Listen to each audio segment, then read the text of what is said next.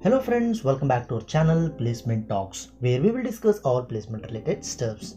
So today I came up with the new concept of cost of living in Bangalore, because many MNC companies are calling their employees to the office because the cases are reducing and companies are adopting the hybrid model. And if you are allocated to Bangalore DC and planning to move to Bangalore, then you should know what is the cost per month living in a Bangalore.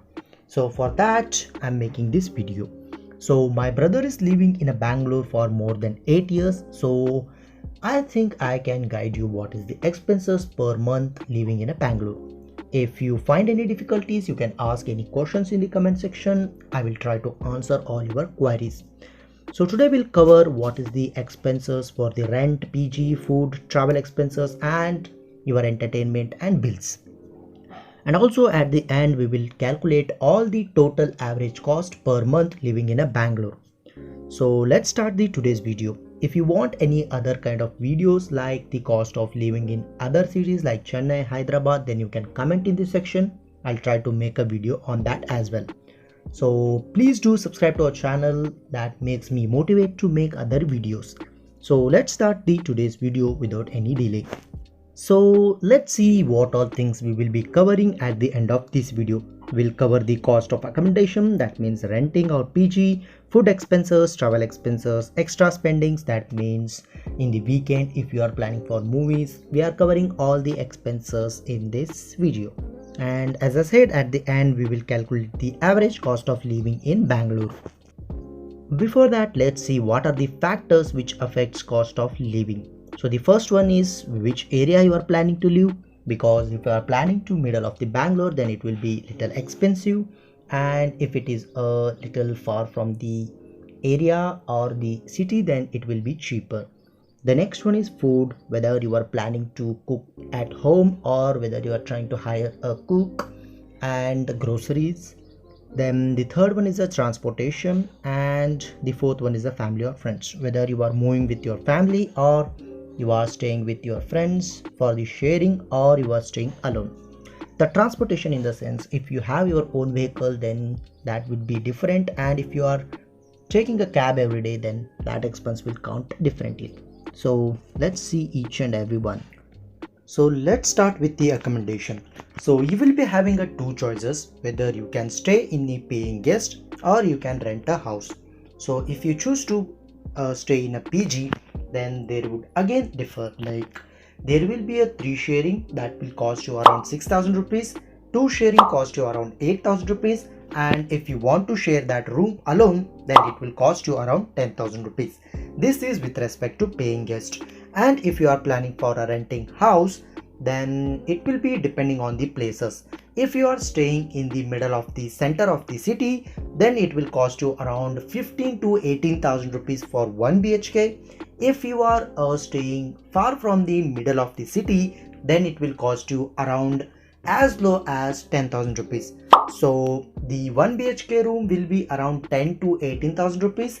The 2 BHK will be around 14 to 22,000 rupees, and 3 BHK home it will cost you around 40 to 45,000 rupees as per the area. So this is about the accommodation.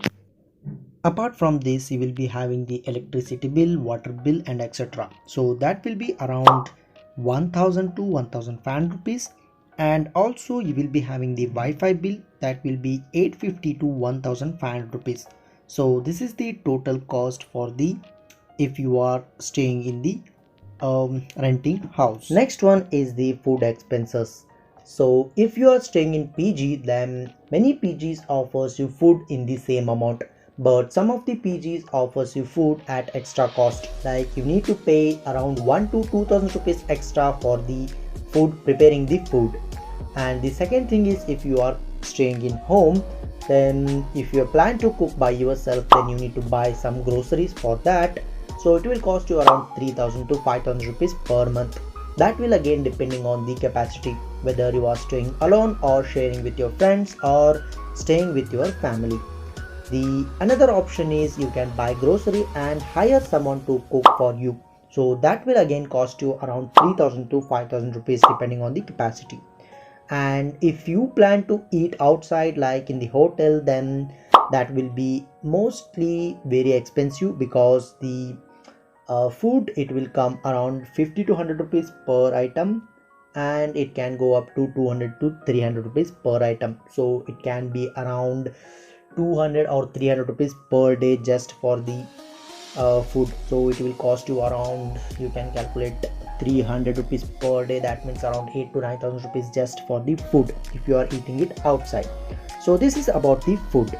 The next thing is entertainment, because in Bangalore we can't stay without a weekend, right? After working for all 5 days, we need some refreshment. We may go to some other places to explore, like the Lal Bagh or the malls. So for that you will be spending some amount, and also you will be going for movies every weekend or once in a month maybe. So that will be again depending on your choice, your decisions. So we can calculate it as around 2 to 3,000 rupees for the entertainment purpose, like going outside with friends, hanging out, eating outside, movie, entertainment, everything comes under 2 to 3,000 rupees. So now let us briefly understand what is the average cost of living in Bangalore. So we will be considering the rent for the 1 BHK. So that will be from minimum 10,000 to max 18,000 rupees. Then we have the transportation, that is 2 to 2,500 rupees. Then electricity, which will be 1 to 1.5 thousand rupees, and which also includes the water bill. Then Wi-Fi 800 to 1.5k. Then food 2 to 5k. So this is the overall cost of living in Bangalore. So that's it for today. If you need any other helps, you can ask me in the comment section.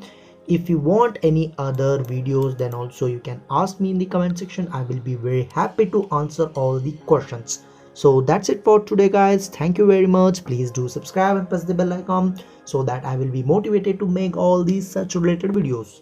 Thank you.